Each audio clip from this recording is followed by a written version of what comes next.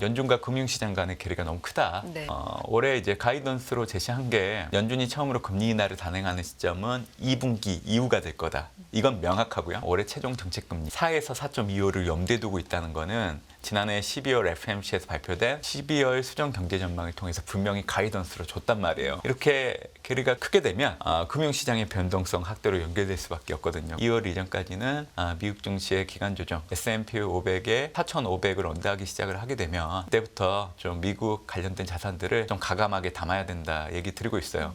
올해 미국 경제는 지난해보다는 더 나은 상황들을 연출할 걸로 좀 보고 있기 때문에 거론되고 있는 경기 침체 유발 이 얘기에 대해서는 좀 가려서 들을 필요가 있다. 올해 연준이 금리 인하 폭을 상당히 강하게 가지고 갈 거예요. 150bp 정도 인하할 걸 염두에 두고 있는데 심플합니다. 미국 대선 때문에 그렇습니다. 대선.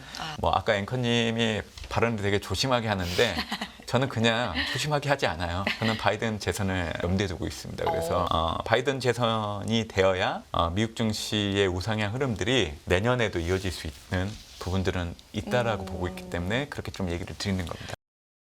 대신증권 리서치센터 문남중 수석연구위원 나와 계십니다. 어서 오세요. 안녕하세요.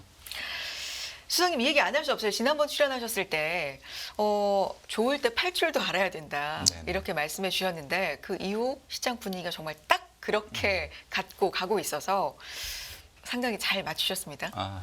운이 좋았던 것 같아요.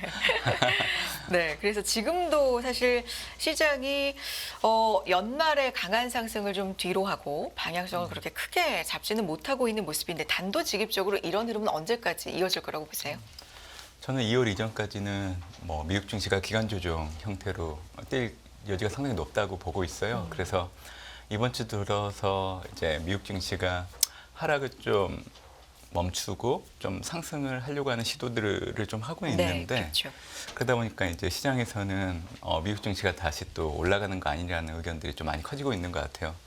하락에 따른 기술적인 반등은 나타날 수 있겠지만 2월 전까지는 사실 고점이 좀 하향 조정되는 형태이기 때문에 섣불리 매수에 가담하시기보다는 2월 이전 저는 이제 S&P 500 지수를 기준으로 투자자분들께 얘기 드리고 있는 기간 조정의 하단을 4,400포인트 얘기 드리고 있는데 사실 4,400포인트에서 산다는 건 쉽지 않거든요. 그래서 저는 4,500선을 하회하기 시작하게 되면 사실 지난해 올해 주도했던 지수 미국 나스닥 섹터는 IT 커뮤니케이션 경기 소비재 그리고 스타일은 성장 그리고 대형 그리고 이제 퀄리티 그리고 이제 올해는 미국의 디리스킹 그리고 미국의 공급망 재편과 관련해서 수혜를 받을 수 있는 거는 정해져 있거든요. 그래서 2차 전지, 전기차, 반도체, 바이오 제약 지금은 좋지 않을 거예요. 다만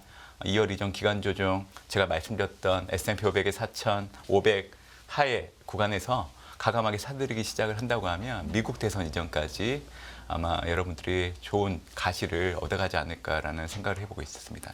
올해 초 그러면 1월, 2월까지는 어느 정도 조정을 좀 예상해봐야 네. 된다. 더라는 말씀이신데 좀 더 구체적인 이유를 들어주시면 좋을 것 같습니다. 우선적으로는 지난해 11월, 12월 네. 산타넬리가 너무 강하게 왔어요. 그러니까 2013년도 이후 S&P 500의 월별 수익률을 말씀을 드리면 사실 보통 산타넬리는 10월 달부터 시작이 되거든요. 네. 10월, 11월, 12월 과거 10년 동안의 월별 수익률을 놓고 온다고 하면 2.3, 3.2 그리고 12월 되면 마이너스 0.1로 수익률이 전환이 돼요. 이 얘기는 결국 12월에 미국 증시가 고점을 형성하고 반전하기 시작을 해서 수익률을 까먹는 형태로 간다는 거죠.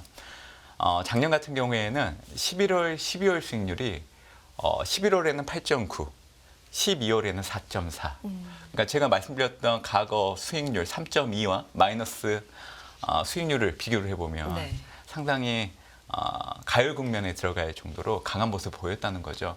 그리고 이제 새해가 시작되는 1월 수익률을 놓고 온다고 하면 플러스로 전환되게 해요. 근데 이제 0.2%로 그렇게 좀 미비하게 흘러가기 때문에 그래서 저는 우선적으로는 작년 11월, 12월 미국 산타넬리의 가열을 좀 식히는 기간이 필요하다고 생각을 하고 있기 때문에 그래서 2월 이전까지 기간 조정에 들어갈 수 있다라고 얘기 드리는 첫 번째 이유로 말씀드리고 있고요. 두 번째는 작년에 미국 증시를 견인했던 그 바탕에는 네. 연준이 올해 이제 금리 인하를 하되 빠르면 3월 달에 할 수 있다는 그 기대가 사실은 강하게 작용한 동인이에요. 올해 같은 경우에는 당연히 연준이 금리 인하를 네. 예상했던 대로 할 수 있을까? 그게 관건이겠죠. 근데 중앙은행들은 시장이 기대한다고 해서 금리 인하를 하진 않거든요. 명분이 필요해요. 그래서 중앙은행들은 결국 경제지표 둔화를 확인을 해야 되는데 가늠할 수 있는 시기가 1분기에 해당된다는 거죠. 그렇기 때문에 시장에서는 여전히 3월달 연준이 처음으로 금리 인하를 단행할 수 있다라고 아직도 생각하고 있는 것 같아요. 들어오기 전에 CME 패드워치2를 확인해 보니까 3월 금리 인하를 시작을 해서 올해 총 6번. 그래서 최종 정책 금리를 3.75에서 4% 정도까지 네. 염두에 두고 있는데 연준의 생각과 너무 괴리가 크다라고 생각을 하고 있는 겁니다. 결국 연준이 처음으로 금리 인하를 단행하는 시점은 경제지표 결과가 좌우를 합니다. 그래서 저는 5가지 정도 되는 경제지표를 봐야 된다고 얘기를 드리고 있어요. 네. 과거 1995년도 이후에 연준이 금리 인상을 중단했던 시기가 4번 있었습니다. 95년, 2000년, 그리고 2006년, 그리고 2018년도 이렇게 4번 있었는데 그때 금리 인상 중단기, 그리고 금리 인하를 단행하기 이전까지 기간, 그때 나타났던 경제지표의 변화들을 염두에 둔다고 하면 사실 올해 어느 시점에서 연준이 금리 인하를 단행할 수 있을지 알 수 있거든요. 지난주에 미국의 지난해 12월 고용지표 발표됐는데 비농업 부문 고용자 수가 예상과 달리 전월보다 높게 나왔죠. 그러다 보니까 결국 연준의 금리 인하 기대가 좀 과도했다는 해석으로 연결되면서 새해 미국 증시가 하락하는 데 영향을 줬단 말이에요. 결국 고용지표 내에서 비농업 부분 고용자 수가 중요합니다. 그래서 3개월 이동 평균이에요. 한 달 잠깐 나타났다고 해서 그게 영향을 주진 않아요. 3개월 이동 평균을 놓고 봤을 때 지난해 12월 비농업 부분 고용자 수는 20만 명을 넘어가는 상황이었잖아요. 근데 이게 10만 명 초반으로 떨어져야 되는 모습이 나타나야 돼요. 이거는 과거 네 국면에서 모두 나타났던 상황이에요. 그래서 고용지표 얘기 드리고 싶고, 두 번째는 생산지표 관련해서 미국 경기를 가늠할 때 가장 먼저 보는 지표 ISM 제조업 지수와 ISM 서비스업 지수를 보는데, 지난해 제조업 지수 같은 경우에는 수축 국면에 놓여 있었기 때문에 크게 문제는 안 됐지만 서비스업 지수는 확장 국면에 계속 놓여 있었기 때문에 결국 서비스업을 주축으로 해서 둔화폭이 크게 나타나면서 두 지수 모두 수축 국면에 들어가야 되는 게 확인되어야 돼요. 근데 다행인 거는 지난주 시장에서 고용지표에만 관심을 가질 때 네. 사실 지난해 12월 ISM 서비스업 지수가 발표됐는데 전월보다 둔화되면서 수축 국면에 들어가기 시작을 했거든요. 그러니까 긍정적인 변화를 지금 보이고 있는 상황이에요. 생산지표 같은 경우에는. 네. 그리고 이제 네 번째 같이 말씀드리면 결국 물가 지표예요. 연준이 통화정책 결정할 때 보는 잣대는 PC예요. 그래서 과거 네 국면에서 놓고 본다고 하더라도 4번 모두 PC는 떨어지는 모습을 보였기 때문에, 그래서 이 연속적인 흐름 계속 나타나야 되고, 물가 얘기해드린다고 하면 당연히 기대 인플레이션율 역시 동반해서 떨어지는 모습이 확인되어야 되겠죠. 참고로 PC를 기준으로 임계치를 말씀해드리면 지난해 11월 헤드라인 PC가 전년 동월 대비 2.6이에요. 근데 과거 95년, 2000년, 그리고 2006년, 그리고 2018년도 그때 PC의 범위가 1.5에서 2.5 범위 내에서 PC가 움직이기 시작을 했거든요. 그렇기 때문에 PC 같은 경우에는 지금 현재 2.6이잖아요. 이게 2.5 아래로 내려온다고 하면 여건을 충족하는 범위에 들어간다고 그렇게 해석을 하시면 돼요. 그리고 이제 마지막으로는 이제 부동산 대출 증가율. 이게 연속적으로 둔화되는 흐름들. 그래서 제가 지금 5가지 말씀드렸는데 이 지표가 올해 1분기 때 제가 말씀드린 형태로 가야 연준은 2분기 때 금리 인하를 단행할 수 있는 겁니다. 근데 저는 충분히 달성 가능하다고 보고 있어요. 그래서 시장이 생각하고 있는 3월달 금리 인하는 너무 성급해요. 3월달 통화정책 결정을 하려고 하면 경제지표의 결과치들이 이미 지난해 11월 조짐이 나타나기 시작하면서 12월, 1월, 2월 지표에 반영이 되어야 되는데 아직은 그런 단계에 들어가 있지는 않거든요. 그래서 저는 금융시장 참여자들이 3월 금리 인하를 염두에 두시기보다는 5월 달에 금리 인하한다고 생각하셔도 돼요. 3월 하든 5월 하든 중요한 거는 가늠 시기를 지나고 나면 올해 3월부터 미국 증시는 급격하게 올라간다는 게 한다는 이제 얘기를 좀 드리고 싶어서 좀 얘기를 드리는 거고, 이제 마지막으로 2월 이전까지 조정 국면에 들어간다고 말씀드리는 세 번째 이유는 연준과 금융시장 간의 괴리가 너무 크다. 네. 연준은 올해 이제 가이던스로 제시한 게 분명한 건 두 가지예요. 연준이 처음으로 금리 인하를 단행하는 시점은 2분기 이후가 될 거다. 이건 명확하고요. 두 번째는 올해 최종 정책금리 4에서 4.25를 염두에 두고 있다는 거는 지난해 12월 FMC에서 발표된 12월 수정 경제 전망을 통해서 분명히 가이던스로 줬단 말이에요. 그럼에도 불구하고 시장은 3월달 금리 인하 최종 정책금리 3.75에서 4.0을 생각하고 있거든요. 그러니까 괴리가 이렇게 크다는 거예요. 이렇게 괴리가 크게 되면 금융시장의 변동성 확대로 연결될 수밖에 없거든요. 그래서 저는 말씀드렸던 세 가지 이유를 가지고 2월 이전까지는 미국 증시의 기간 조정, 그렇기 때문에 S&P 500의 4,400을 기간 조정의 하단으로 염두에 두고 4,500을 언더하기 시작을 하게 되면 그때부터 좀 미국 관련된 자산들을 좀 가감하게 담아야 된다 얘기 드리고 있어요. 네. 2월까지는 조정을 좀 염두에 두고 3월 금리 인하는 너무나 과하다, 네. 성급하다라는 말씀이시고요. 전반적으로 고용지표, 생산지표, 물가지표, 그리고 부동산 대출 증가 둔화까지 1분기까지 좀 확인을 네. 해야 된다 말씀해 주셨는데, 정리를 해보면 경기는 조금은 냉각돼야 되고 둔화돼야 되고 물가는 네. 잡혀야 된다 이거잖아요. 네. 네. 근데 이게 만약에 경기가 이제 과하게 좀 네. 냉각되거나 침체되거나 이렇게 급한 흐름을 보이면 이것도 증시에는 좀 안 좋은 거 아닙니까? 금리 인하하고는 좀 별개로 어떻습니까, 수사님? 그래서 이 질문을 많이 받거든요. 근데 저는 좀 구분을 할 필요는 있다라고 생각을 해요. 네. 연준이 금리 인하를 단행하기 위한 선결 조건으로서의 경제지표 둔화를 뜻하는 거지, 이게 경기 침체를 유발할 정도로 급격한 경기 둔화를 나타내서 연준이 금리 인하를 한다는 그 톤 자체를 구분할 필요가 있다라는 거예요. 미국은 올해도 경기 침체 들어가지 않아요. 제가 재작년부터 계속 강조를 해드리고 있거든요. 미국은 경기 침체 들어가지 않는다고. 그렇게 얘기해드리는 이유는 지금 현재 미국 경제 흐름을 놓고 본다고 하면 미국의 잠재 성장률이 1.8이에요. 근데 올해 아이비들이 추정하고 있는 미국의 경제 성장률이 2% 초반.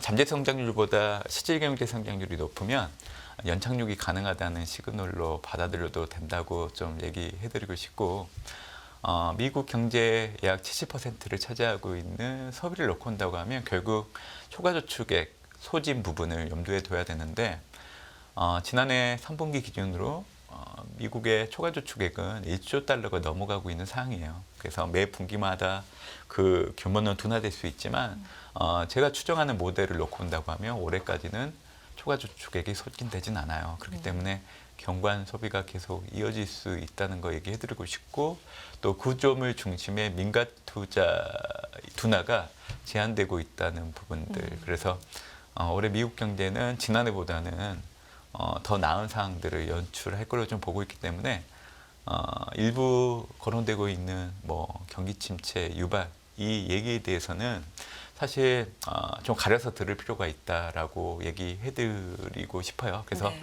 잠재 성장률을 상회하는 실질 경제 성장률 이 부분을 염두에 둔다고 하면 올해 미국 경제 역시 연착륙이 가능하다. 그렇기 때문에 연준이 금리 인하를 하는 것 자체는 지금 현재 나타나고 있는 미국의 경관 성장 흐름을 유지하기 위한 목적이 크다는 것을 강조해드리고 싶고, 과거에는 연준이 금리 인하를 단행했던 목적은 동일했어요. 네. 앞으로 경기가 좋아지지 않기 때문에 금리 인하를 했던 거는 맞는데, 사실은 이번 팬데믹 이후에 미국 경기 순환 국면을 놓고 본다고 하면 그게 절대적으로 맞진 않다는 거예요. 왜냐하면 이미 연준이 금리를 과도하게 빠른 속도로 올리면서 미국 경기는 빠르게 수축됐고, 그렇기 때문에 수축 국면에 먼저 들어갔고, 작년 같은 경우에는 경기 저점 확인하고 나서 지금 회복되고 있기 때문에 이 상태에서 갑자기 경기가 무너진다고 얘기하기는 어렵거든요. 그래서 이번에는 명분이 좀 다르다는 거를 좀 얘기를 드리고 싶어요. 네. 알겠습니다. 자, 문남중석 연구위원님이 또 보고서를 내신 게 있어서요. 2024년 1월 보고서를 보면서 또 이게 좀 방대합니다, 양이. 그래서 모든 걸 말씀해 주실 수는 없지만 이번 시간에 좀 요약해서 말씀을 부탁드리고 싶은데, 만리 전정, 갑진년은 선거의 해, 경제지형을 바꿀 동전의 양면, 이게 제목입니다. 전반적으로 어떤 얘기를 해주고 싶으신지도 궁금하고, 일단 첫 번째 페이지에 보면은 맵이 나와 있거든요. 2024년 글로벌 투자 전략 맵이 나와 있어서 이것도 저는 한번 짚어주셨으면 좋겠습니다. 지금 보시는 차트는 네. 올해 이제 글로벌 증시 경로를 나타내는 거예요. 많이 들으셨겠지만 다시 한번 말씀드리면 저는 상조하고 흐름을 좀 예상을 하고 있는데 네. 지금 보시는 건 전 세계 선진 신흥 그리고 이제 달러 인덱스 추이가 상당히 중요하죠. 결국 올해 연준이 5월달에 금리 인하를 하겠지만 그 이전에 이제 경기 지표 둔화를 확인해야 되기 때문에 1분기 때는 좀 기간 조정 형태로 흘러가는 흐름들을 좀 염두에 둬야 된다는 얘기 드리고 싶고 2분기 때부터는 이제 5월 금리 인하에 대한 기대가 급격하게 들어오기 때문에 올해 연간을 놓고 본다고 하면 2분기가 여러분들이 예상하는 것보다는 큰 폭으로 올라갈 여지가 있다라고 얘기를 드리고 싶어요. 참고로 저는 아까 이제 얘기는 안 드렸지만 올해 연준이 금리 인하 폭을 상당히 강하게 가지고 갈 거예요. 그래서 저는 150bp 정도 인하일 걸 염두에 두고 있는데 미국 대선 이전에 모두 이뤄질 겁니다. 그래서 5월달 첫 금리 인하 그리고 6월, 7월, 9월 4번 올해 금리 인하를 하는데 25pp, 25pp, 50pp, 50pp 그래서 150pp를 미국 대선 이전까지 맞출 걸로 저는 예상을 하고 있어서 그게 이제 2분기 때 미국 증시가 강하게 올라가는 동인 중에 하나라고 보시면 돼요. 2분기 때 너무 급하게 올라가다 보니까 3분기 때는 올라는 가되 좀 만만하게 올라갈 여지는 있다라고 보고 있는 거고 4분기 때는 미국 대선 이후에 이제 차기 대통령이 누구냐에 따라서 2025년도 이제 경제 향방이 달라질 수 있기 때문에 이를 해석하는 기간을 거칠 수밖에 없어서 이제 증시가 하락할 수 있다라고 얘기를 드리는 겁니다. 그래서 올해 연간으로 놓고 본다고 하면 제가 S&P 500의 밴드를 4,200에서 5,000 정도 제시를 하고 있는데 제가 내부 의견 조율을 하다 보니까 상단을 좀 낮춘 경향은 있어요. 근데 네네. 올해 같은 경우에는 5,300 정도까지 충분히 오버슈팅이 가능한 한 해라고 보고 있기 때문에 올해 미국 증시는 5천 시대를 연다는 거 상당히 중요한 의미를 둘 걸로 저는 예상을 하고 있습니다. 그렇군요. 상저하고고요. 25bp, 25bp, 50bp, 50bp 굉장히 좀 이렇게 되면 약간 급한 거 아닙니까? 이게 지금으로 봐서는 어떤 이유가 있기 때문에 또 이렇게 내리는 게 아닐까. 왜냐하면 3월부터가 아니라 6월 정도 이후부터 지금 인하를 예상하시는 거잖아요. 5월달. 5월, 저는 5월부터. 5월달에. 5월부터. 그렇다면 1분기 일단 지나고부터 150bp면 조금 급하지 않나? 그럼 이렇게 내릴 때는 또 그만한 이유가 있지 않나? 어떻게 분석을 하고 예상을 하시는 거예요? 심플합니다. 미국 대선 때문에 그렇습니다. 대선. 대선이 만약 없었다고 하면 올해 5월달부터 금리 인하 25pp 시작을 해서 네. 매 도래하는 FMC마다 25pp씩 낮출 거예요. 그게 6번이에요. 네네. 그렇기 때문에 이제 올해 6번 금리 인하 내려서 최종 정책 금리는 동일해요. 4.0에서 4.25. 하지만 이제 미국 대선이 들어오다 보니까 통화 정책에 대한 변화를 주기는 어려워요. 대선 전후로는. 그러다 보니까 바이든 행정부 입장에서는 지금 국정 운영 지지율도 그렇고 공화당 대선 후보들과의 양자 대결 구도를 놓고 봤을 때 바이든 대통령이 현직 대통령으로서 프리미엄을 갖지 못하고 있는 상황이기 때문에 약간 다급한 부분들은 분명히 있단 말이에요.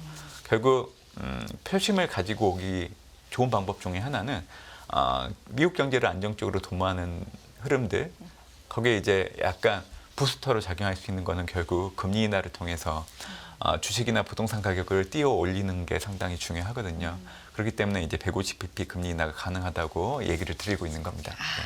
심플하네요. 대선 네네. 때문이다. 네네. 네. 그래서 전반적으로 이 보고서의 큰 제목도 선거의 해다. 네네. 경제 지형을 바꿀 동전의 양면이다라는 제목인데 어떤 얘기를 구체적으로 좀 해볼까요? 슈퍼 선거의 해 맞잖아요. 올해가. 맞습니다. 그죠? 예. 네. 아마 제가 말씀드릴 때 화면에 송출되고 있는 표 봐주시면 이 표가 올해 예정된 주요국들의 선거 일정이에요. 네. 상당히 많아요. 그래서 표를 참고해 주시면서 중요한 것만 좀 얘기해 드리려고 하는데 네. 우선 이번 주 13일 날 미국 대만 대선 대만. 예정돼 있고 4월 달에는 뭐 한국 총선도 있지만 인도 총선이 예정되어 있어요. 4, 5, 6월. 그리고 6월 달에는 EU의 총선 예정되어 있고 그리고 이제 11월 달에는 미국 대선이 예정되어 있는데요.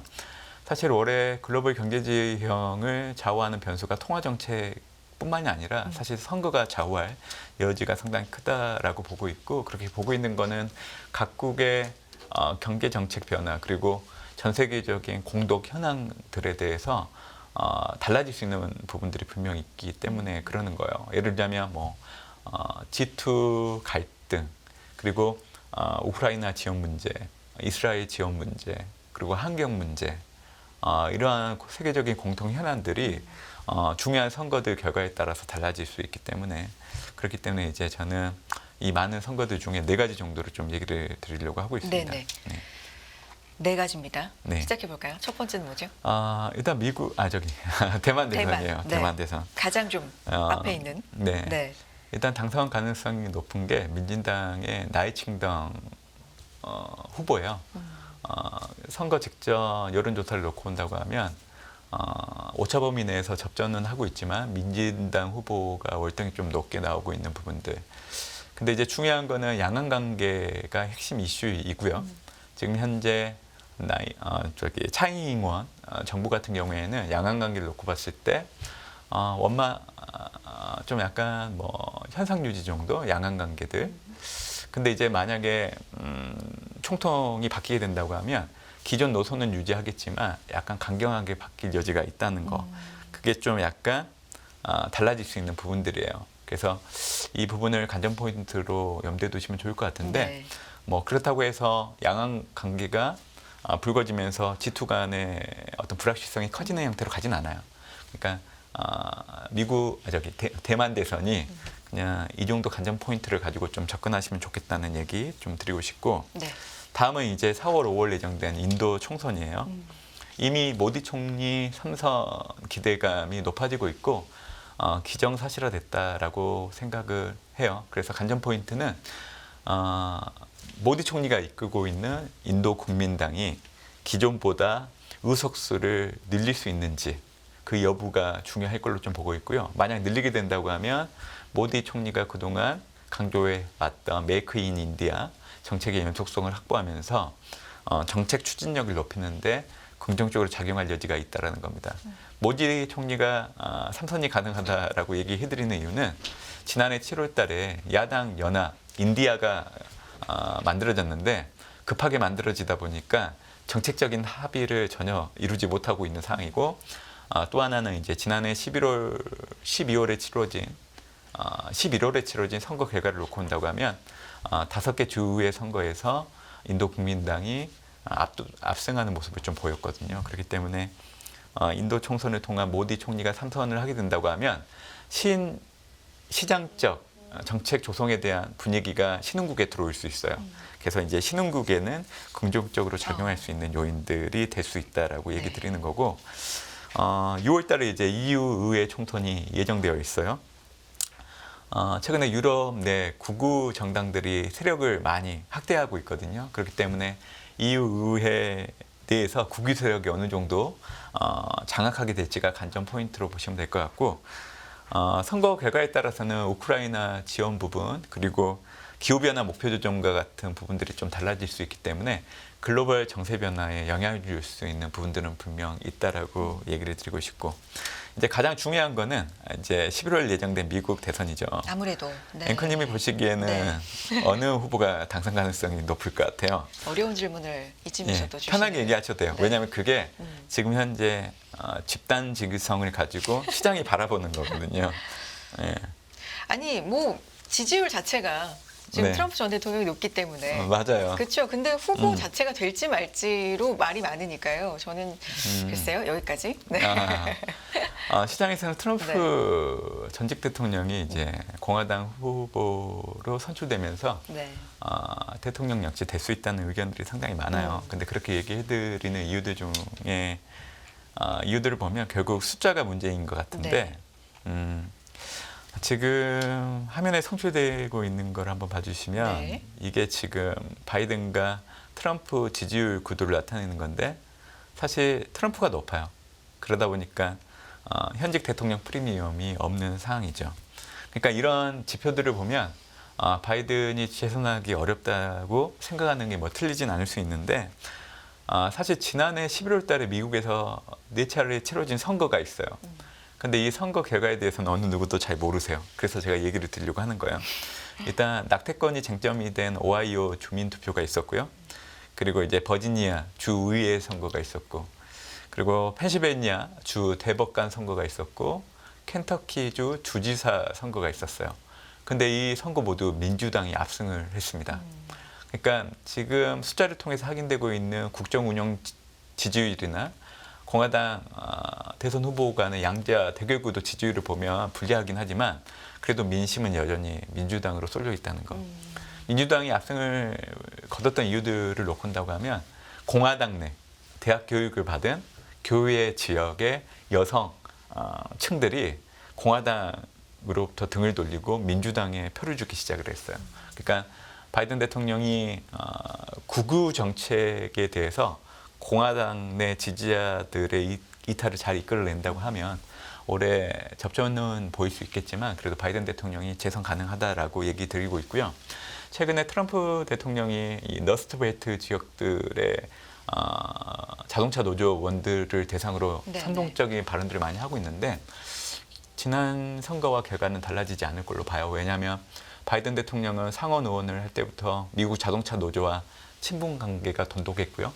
그리고 바이든 행정부가 미국 내 공급망 재편, 특히 2차 전지를 가지고 할 때 미국 자동차 전체 일자리 수가 늘어난 부분들이 있거든요. 그렇기 때문에 미국 자동차 노조의 분위기가 달라지진 않을 걸로 좀 보고 있기 때문에 그래서 저는 뭐 아까 앵커님이 발언을 되게 조심하게 하는데 저는 그냥 조심하게 하지 않아요.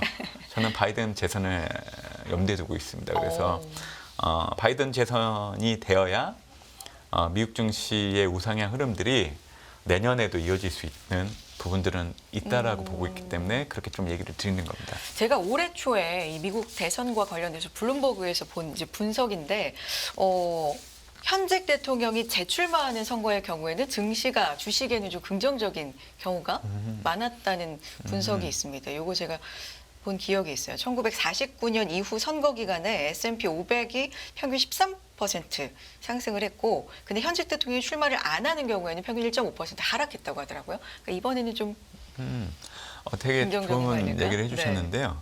과거 그 행정부별 집권 네. 연차별 S&P 500의 수익률을 보면 네. 집권 3년 차가 가장 좋고요. 집권 4년 차 때는 두 번째로 수익률이 좋아요. 그러니까 올해가 집권 4년 차잖아요. 그러니까 동일선상에서 놓고 봐도 올해 증시 수익률이 좋다고 보셔도 되고요. 지금은 뭐 지지율이 잘 나오진 않더라도 지난번 대선을 통해서 정권이 바뀌었잖아요. 그리고 현직 대통령 프리미엄을 받지 못한다고 하더라도 과거 경험상 재선 확률은 상당히 높아요. 그렇기 때문에 이 과거 선례들도 투자자 입장에서는 한번 염두에 둘 필요는 있다라고 보고 있습니다. 그리고 현직이니까 현직 출마자들이 아무래도 뭐 경제, 심리 네네네. 이런 걸 부양하기 위해서 정책적으로도 좀 펼 수 있기 네네네. 때문에 이런 것도 네네. 기대해 네. 볼 만하지 않을까라는 생각도 하게 되고요. 좋습니다. 자, 그래서 이제 2월까지는 결론적으로 처음부터 말씀을 해주셨기 때문에 미국 증시 좀 조정을 그때까지는 염두를 해둬야 된다. 하지만 그때부터는 또 공격적으로 한번 늘려봐도 좋지 않을까라고 해주셨고요. 여러 가지로 2024년 전략을 한번 정리해 주시면 좋을 것 같아요. 오늘 못다한 얘기도 있으실 것 같고요. 네. 뭐 지금은 이제 2월 이전 기간 조정에 대해서만 좀 얘기해드렸지만 네. 3월부터는 5월달 연준이 금리 인하를 할 수 있다는 기대가 다시 들어오면서 미국 증시는 분기별로 봤을 때 가장 강하게 올라가는 그 구도가 올해 2분기 때 형성될 겁니다. 그리고 또 하나는 이 이해에도 올해 미국 실적이 지난해 비교를 해보면 상당히 좋습니다. 지난해 S&P 500의 EPS 증가율이 연간으로 0.7% 전후였는데 올해 같은 경우에는 11.8%로 급격하게 올라가는 거. 그러니까 올해는 증시를 긍정적으로 봐도 되는 부분들은 분명히 있기 때문에 네. 투자자 입장에서는 지금이 아니라 2월 이전 기간 조정 하단에서 좀 사들이는 게 좋다라고 얘기 드리고 있고요. 지금 현재 이제 미국 증시 기간 조정을 대체할 수 있는 대체 후보지들도 분명 있어요. 그래서 이제 말씀을 드릴 건데 참고만 좀 해주시길 네네. 바래요. 그리고 개인 투자자 분들이 어떤 국면에서 대체 투자 대상에 섰다가 또 어느 시점에서 또 이제 주도했던 대상으로 좀 옮겨 타기가 이게 쉽지는 않은데 아마 2월 기간 조정 이전까지를 놓고 봤을 때 그래도 수혜를 받을 수 있는 대상으로서는 저는 이제 미국 증시가 아닌 유럽 증시 22는 올해 연준보다 빠르게 금리 인하를 단행할 겁니다. 그래서 1분기 내 금리 인하를 단행할 수 있다는 그 기대로 인해서 유럽 증시가 상대적인 부각을 좀 보일 수 있다 얘기 드리고 있고 신흥국 내에서는 베트남 지금도 바로 접근 가능한 국가라고 볼 수 있고 네. 올해 1월부터 이제 글로벌 최저한세를 도입을 해요. 근데 거기에 따른 반대 급부를 지급을 해줘야 돼요. 왜냐하면 베트남 내에 있는 기업들에게 대한 부정적인 정책이거든요. 그렇기 때문에 베트남 정부가 인센티브를 도입할 여지가 상당히 높기 때문에 네. 그 기대가 이제 베트남 증시가 올라가는 데 영향을 줄 수 있고 어차피 경기 방어 섹터 중심으로 좀 보셔야 되기 때문에 필수 소비재나 유틸리티 그리고 헬스케어 그리고 스타일로는 가치와 모멘텀 중소형 화면이 송출될 수 있을지 모르겠지만 제가 말씀드렸던 대상들에 관련된 미국 상장된 ETF, 한국 상장된 ETF를 연동된 화면을 지금 보고 네네. 계시는데 이게 지금 2월 이전 미국이 기간 조정을 보일 때 대체 투자처로서 부각될 수 있는 대상이기 때문에 관심이 있으신 분들은 이 표에 나와 있는 거를 염두에 두시면 좋겠다는 생각을 좀 들고 있습니다. 네. 항상 명확한 뷰를 말씀을 해주시죠. 전반적인 증시 2024년에 대한 이야기 그리고 현재 상황 또 대책 투자할 수 있는 곳 그리고 선거에 대한 이야기 전망까지 들어봤습니다. 대신증권 리서치센터 문남중 수석연구위원 함께했습니다. 고맙습니다. 감사합니다. 네, 여러분 굿모닝 인포맥스 함께하고 계십니다. 제가 자료실에 지금 올려놓을게요. 지금 안 보인다는 분도 계신데 올려놓겠습니다. 이 대신증권 문남중 수석연구위원님의 자료도 참고해서 여러분 판단을 해주셨으면 좋겠고요. 자, 계속해서 저희 국제뉴스에서도 매일 나오는 이야기입니다만 2024년 아마 내내 이러겠죠. 이 선거에 대한 이야기 계속해서 좀 빈도가 높게 나오고 있는 측면이 있습니다. 아무래도